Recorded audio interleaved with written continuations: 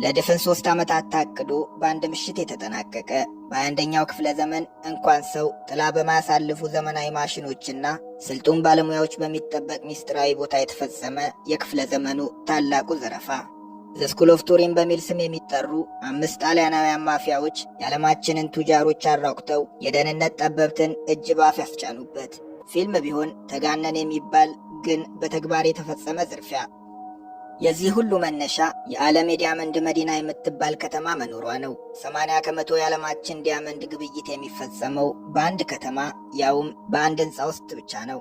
የዓለም ዲያመንድ ዋጋም ቅርጽም የሚወጣለት የዓለማችን ከፍተኛ አልማዝ አምራች በሆኑት ራሽያና ቦትስዋና፣ ካናዳና ኮንጎ ወይም አውስትራሊያና ደቡብ አፍሪካ አይደለም። ከተማዋን ቢሊዮነሮቹ ካልሆኑ እኛ ድሆቹ እስከነ መፈጠሯም ሰምተናት አናውቅም። ሰሜን ምዕራብ ቤልጂየም 1 ሚሊዮን ሰዎች ብቻ የሚኖሩባት አንቲዋርፕ የምትባል የወደብ ከተማ አለች። ይቺ ከተማ ላለፉት 500 ዓመታት የዓለማችን የዲያመንድ ዋና ከተማ ሆና ቆይታለች። ከተማዋ የዓለም የዲያመንድ መዲና ትባል እንጂ ትልቁ የዲያመንድ ግብይት የሚከናወነው በከተማዋ ውስጥ በሚገኝ አንድ ሕንፃ ውስጥ ነው። ሕንፃው አንቲዋርፕ የዳይመንድ ማዕከል ይባላል። በዚህ ሕንፃ ምድር ቤት ውስጥ በሚገኝ አንድ ክፍል ውስጥ ብቻ 38 ቢሊዮን ዶላር የሚያወጣ ዳይመንድ ይገኛል።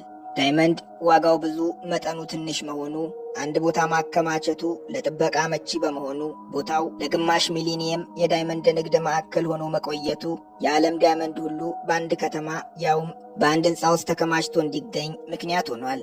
ታዲያ የዓለማችን ቢሊዮነሮችና የቤልጂየም መንግስት አይን ማረፊያ በሆነው በዚህ ሕንፃ ውስጥ ገብቶ ዳይመንድ ሰርቆ መውጣት በሰው ልጅ ጭንቅላት ሊታሰብ የማይችል ሳይሆን ሊታሰብ የማይገባውም ሐሳብ ነው። ምክንያቱም ሲያስቡ ቢውሉ ትርፉ ድካም ነውና። ሆኖም ዓለማችን ላይ ይህን የእብድ ሐሳብ ማሰብ የሚችል ጭንቅላት ያለው አንድ ሰው ብቻ ነው፣ ጣሊያናዊው ሊዮናርዶ ኖታርባርዶሮ። በንስር አይኖች የምትጠበቀዋ አንቲዋርፕ ከተማ መንግስት ለዚህ ሥራ ብቻ ብሎ ያዋቀራቸው በ10 ዙር ቀለበት የ24 ሰዓት ጥበቃ የሚያደርጉ በስለላ በፈጥኖ ደራሽ ኃይል በወንጀል ምርመራና ረቂቅ የቴክኖሎጂ ቡድን የተደራጀ የዲያመንድ ፖሊስ ወይም ዲያመንድ ስኳድ የሚባል ልዩ የመንግስት ኃይሎች ይጠበቃል። በተለይም ዋናው የግብይት ማዕከል የሆነው የዳይመንድ ማዕከል ሕንፃ በሚገኝበት አካባቢ መኪና ይዞ መግባት የተከለከለ ነው።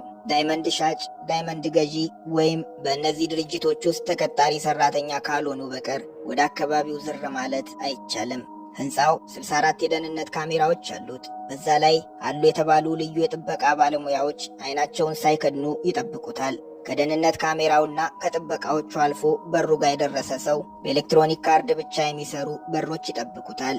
ወደ ሕንፃው መግባት የሚችሉት ልዩ የይለፍ ፈቃድ ያለው ኤሌክትሮኒክ ካርድ የተሰጣቸው ሰዎች ብቻ ናቸው። ቀንቶት ከሁሉም ተደብቆ በሩን አልፎ ውስጥ መግባት የቻለ ሰው ቀጥሎ የሚፋጠጠው ከቴክኖሎጂ ጋር ነው። የአካባቢውን ሙቀት በመለካት ብቻ ሰው መኖር አለመኖሩን መለየት የሚችል ኤሌክትሮማግኔቲክ ራዲዬሽን እንቅስቃሴ አንብቦ ሰዎችን መለየት የሚችል ሞሽን ዲቴክተር፣ በሕንፃው ውስጥ ያለ ምንም አይነት ቫይብሬሽን በሰከንድ ውስጥ የሚለይ ሳይዝሚክ ሴንሰር እና ተጨማሪ ብርሃን ብትጠቀሙ ወይም ላለመታየት የሕንፃውን መብራት ለሰከንድ ብታጠፉት በዛው ቅጽበት ሕንፃውን በአላርም ጩኸት ቀውጥ የሚያደርጉ ቴክኖሎጂዎች ተገጥመውለታል። ወደ ዳይመንድ ክፍሉ የሚያስገባው በር በድርብርብ ብረቶች ይጠበቃል። የመጀመሪያው ብረት በር የሚከፈተው በኮድ ነው። ኮዱን በሙከራ ማግኘት ከፈለጉ 100 ሚሊዮን ጊዜ መሞከር ይጠበቅቦታል። ያለ ኮድ በሩን ገንጥሎ ለመግባት በዘመናዊ ድሪል ለ12 ሰዓታት ያለማቋረጥ መቦርቦር ይጠበቅበታል። ሆኖም ድሪል መጠቀም አይመከርም። ምክንያቱም በሩ ላይ የተገጠሙ ቫይብሬሽን የሚለዩ ሳይዝሚክ ሴንሰሮች በሰከንድ ውስጥ ስለሚያቃጥሩቦት ሌባ ተብለው ይያዛሉ።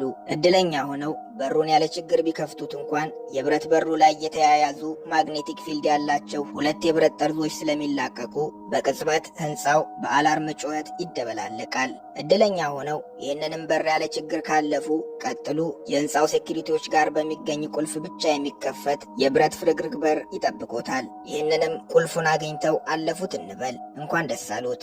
አሁን ዳይመንድ ወደሚገኝበት ዋናው ክፍል ገብተዋል።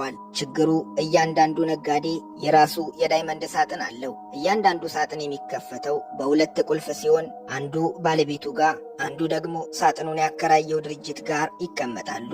ሳጥኑ ባለቤቱ ጋር ባለው ወይም ድርጅቱ ጋር ባለው ቁልፍ ብቻ አይከፈትም። ሳጥኑን ለመክፈት 2ቱም ቁልፎች አንድ ላይ መምጣት አለባቸው። ሊዮናርዶ ኖታርባርዶሮ የክፍለ ዘመኑን ታላቅ ዝርፊያ ሲያቅድ ይህንን ሁሉ ሚስጥር ጠንቅቆ ያውቃል። ዝግጅቱን የጀመረው ዝርፊያው ከመካሄዱ ከ2 ዓመት ተኩል በፊት ነበር። የተከበረ ጣሊያናዊ የዳይመንድ ነጋዴ መስሎ መዝረፍ በሚፈልገው ዓለማችን ላይ ጥቂት ሀብታሞች ብቻ ቢሮ በከፈቱበት ሕንፃ ውስጥ አንድ ክፍል ቢሮ በመከራየት ስራውን ጀመረ። ቢሮውን ሲከራይ ለ24 ሰዓታት ወደ ሕንፃው መግባትና መውጣት የሚያስችለው ኤሌክትሮኒክ ካርድ ተሰጠው። እዛ በቆየባቸው 3 ዓመታት የሕንፃውን መግቢያና መውጫ፣ የደህንነት ካሜራው እንዴት እንደሚሰራ፣ የጥበቃ ባለሙያዎች በምን ሰዓት እንደሚቀያየሩ፣ ዳይመንዶቹ የት እንደሚቀመጡና እንዴት ወደ ዳይመንዶቹ መድረስ እንደሚችል አብጠርጥሮ አጠና። በሕንፃው ውስጥ የሚታወቀው በዳይመንድ ነጋዴነቱ ነውና ዳይመንዶቹን የሚያስቀምጥበት የራሱ ሳጥን ተሰጠው። የመጨረሻ ደረጃ ጥበቃ በሚደረግበት የዳይመንድ ክፍል ውስጥ እንደ ልቡ መግባትና መውጣት ቻለ። ማንም ቢሆን ወደዚህ ክፍል ካሜራ ይዞ መግባትም ሆነ ምንም አይነት ፎቶ ማንሳት አይፈቀድለትም። ሆኖም ኖታር ቦርዶሮ ግን የራሱን ዳይመንድ ለማስቀመጥ ወደ ክፍሉ በሚገባበት ወቅት እስክሪፕቶ ላይ በተተከለ ማይክሮ ካሜራ በደቂቃ ውስጥ በመቶዎች የሚቆጠሩ ፎቶዎችን አንስቶ ይወጣል። እናም እነዚህን ፎቶግራፎች በመጠቀም እሱና 4 ባልደረቦቹ በዳይመንድ ማዕከል ሕንፃ ውስጥ የሚገኘውን የዳይመንድ ክፍል የሚመስል ሌላ ክፍል ገነቡ። እዚህ ላይ ተመሳሳይ የደህንነት ስርዓት የሚጠቀም ክፍል ሲገነቡ በማዕከል ውስጥ የሚሰሩና ስለ ደህንነት አሰራሩ የሚያውቁ ውስጥ አዋቂዎች ሳይረዷቸው አልቀረም ተብሎ ይጠረጠራል። ሆኖም ለዚህ ምንም አይነት ማስረጃ ማቅረብ አልተቻለም። በእርግጥ የስኩል ኦፍ ቱሪን የዘረፋ ቡድን አባላት የዋዛ አልነበሩም። በየራሳቸው ዘርፍ ማስተር የሆኑ ስፒድ፣ ዘ ሞንስተር፣ ዘ ጂኒየስ እና ዘ ኪንግ ኦፍ ኪ የተባሉ 4 ተጨማሪ አባላት አሉት። ኖታር ቦርዶሮ ወደ ዳይመንድ ክፍሉ የመግባት እድሉን ተጠቅሞ ወደ ዳይመንድ ክፍሉ በሚያስገባው በር ላይ በፍጹም ሊታይ የማይችል ማይክሮ ካሜራ ተከለ።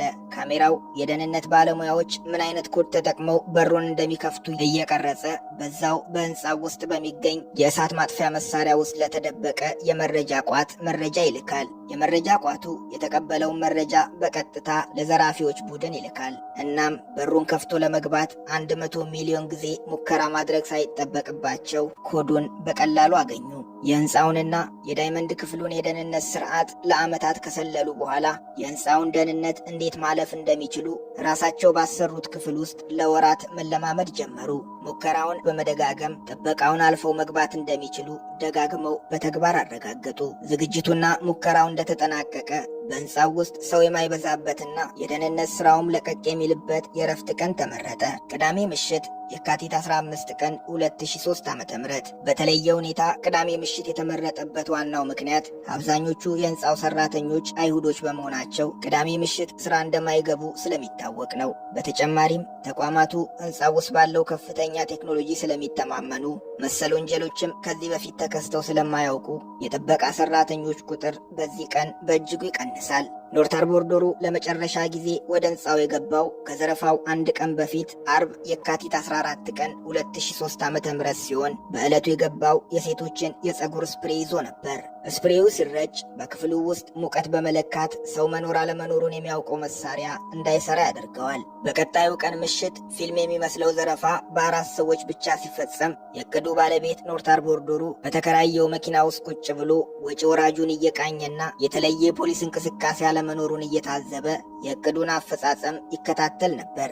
ዘራፊዎቹ ወደ ሕንፃው የገቡት ከዳይመንድ ማዕከሉ ጎን የሚገኝና ለረዥም ዓመታት ተዘግቶ የሚኖር ቢሮ በመጠቀም ነበር። ቢሮ ከዳይመንድ ማዕከሉ ጋር የሚያገናኘው አረንጓዴ ስፍራ ያለው ሲሆን የደህንነት ካሜራ የሌለው ብቸኛው የሕንፃው ክፍል ይሄኛው ነው። መሰላል በመጠቀም ወደ ዳይመንድ ማዕከሉ ኮሪደር ደረሱ። ኮሪደር ላይ እንቅስቃሴያቸው እንዳይታይ ፖሊስተር ሺልድ በመጠቀም አላርሙን አጠፍተው ወደ ውስጥ ገቡ። ቀጥሎ ለወራት የተለማመዱትን ትወና መተግበር ነበርና አልከበዳቸውም። የዓለማችን የመጨረሻ ደረጃ ጥበቃ በሚደረግለት የዳይመንድ ገበያ ገብተው ጠባቂዎቹም የተማመኑበት ቴክኖሎጂም ሳያያቸው የ100 ሚሊዮን ዶላር ዳይመንድ ዘርፈው እንደ ቀልድ ተሰወሩ። ሁሉም ነገር በጥንቃቄ የተፈጸመ ነበርና በሕንፃው ውስጥ የዘራፊዎቹን ማንነት የሚያሳይ አንዳች ምልክት አልነበረም። ወደ ጣሊያን ለመሄድ ከቤልጂየም ወደ ፈረንሳይ ሲያቀኑ ለዝርፊያ የተጠቀሟቸውን ቁሳቁሶች ማቃጠል ፈለጉ። ሁሉም በየእጃቸው የነበሩ መረጃዎችን በሙሉ አንድም ሳያስቀሩ አቃጠሉ። ከመካከላቸው ስፒድ የተባለው ባልደረባቸው ዕቃዎቹን ከማቃጠል ይልቅ በግዴለሽነት በአካባቢው በሚገኝ ጭቃ ውስጥ ወርውሯቸው ተመለሰ። ኖታር ቦርዶሮ የያዛቸውን ቁሳቁሶች አቃጥሎ ሲመለስ ስፒድ የራሱን ዕቃዎች እንዳላቃጠለ ተመለከተ።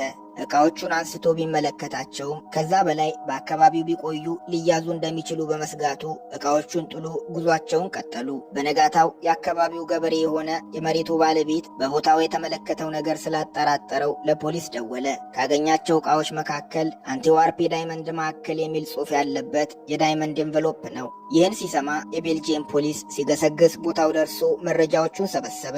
ከተገኙት መረጃዎች መካከል ግማሹ የተበላለት ሳንድዊች አንዱ ነው። ፖሊስ ሲያጣራ በዝርፊያው ቀን ኖርት አርቦር ዶሮ ከዳይመንድ ማዕከሉ ፊት ለፊት በሚገኝ ካፌ ሳንድዊች ሲገዛ የሚያሳይ የደህንነት ካሜራ መረጃ ተገኘ። በሳንድዊቹ ላይ የተገኘው የዲኤንኤ ቅንጣት ተወስዶ ምርመራ ሲደረግም ከኖርት አርቦር ዶሮ ዲኤንኤ ጋር አንድ ሆኖ ተገኘ። በዚህም ኖርት አርቦር ዶሮ ተይዞ የ10 ዓመት እስር ተፈረደበት። ግብረ አበሮቹም እያንዳንዳቸው የ5 ዓመት እስር የተፈረደባቸው ሲሆን የዘረፉት ዳይመንድ ግን ቅንጣት እንኳን ሊገኝ አልቻለም። ኖርት አርቦር ዶሮ ካሳ ሊከፍል ተስማምቶ በ2010 ከእስር የተለቀቀ ሲሆን ካሳውን ባለመክፈሉ ምክንያት በ2013 ከአሜሪካ ወደ ጣሊያን ሲመለስ ፈረንሳይ ላይ ተይዞ ለ4 ዓመታት ከታሰረ በኋላ በ2017 በነፃ ከእስር ተፈቷል። ታሪካቸው በጣሊያን ተከታታይ ድራማ ተሰርቶለታል፣ መጽሐፍ ተጽፎለታል፣ እንዲሁም ዶክመንተሪዎች ተሰርተውበታል።